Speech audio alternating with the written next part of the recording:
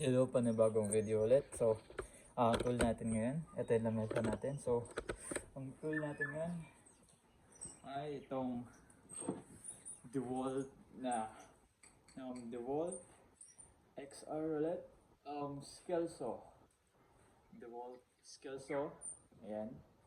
So, 18 volts, type 2, DCS 570, brushless ulit siya.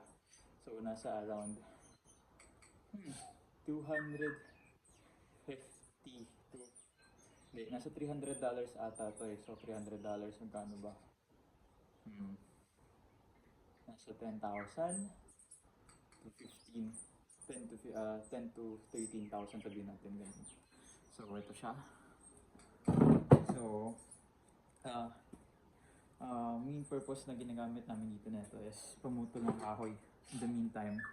So lahat ng mga video ko naman puro short videos lang siya, tutorial. And not really tutorial but just to showcase yung gamit. So yan. Let me safety lock siya. So unlock mo muna, then that's how you use it. Then pusa nang tataas tong guard na to pag pinatong natin sa kahoy. So demo natin kung paano.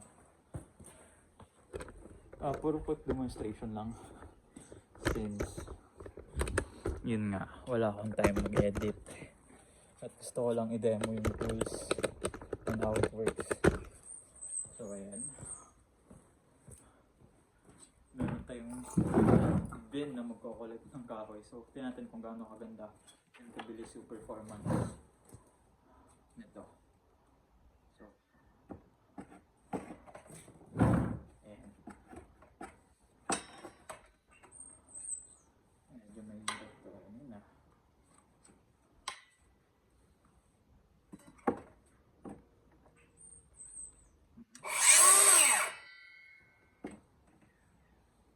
One, two, three. Okay.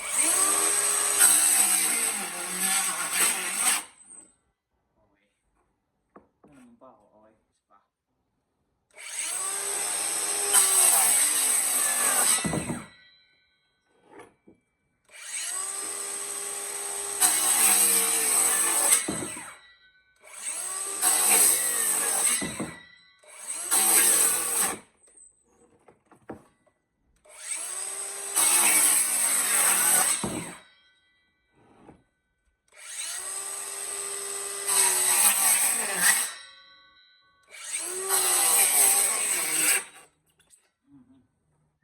Mapurol na siguro yung talim ko, pero mabilis lang makapunit ng kahoy kumpara sa maglalagari ka.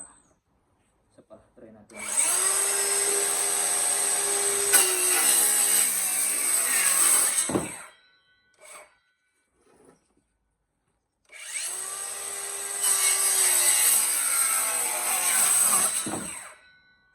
Yan.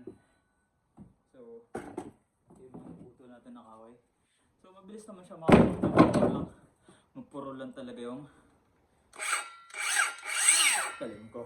And also it comes with this light, kaya nagandahan ako sa DeWalt. Yan, nilight siya just in case na you're working in the dark, madilim yung lugar, you can easily see what you're doing. So yeah, this is the power again of DeWalt. Most recommended for starting builders. So yeah, sana may ganito sa Pilipinas, no? Sana mostly cordless tools na rin yung ginagamit. But yeah, anyways, that's it for this video muna. So once again, our DeWalt brushless scale saw. Bye.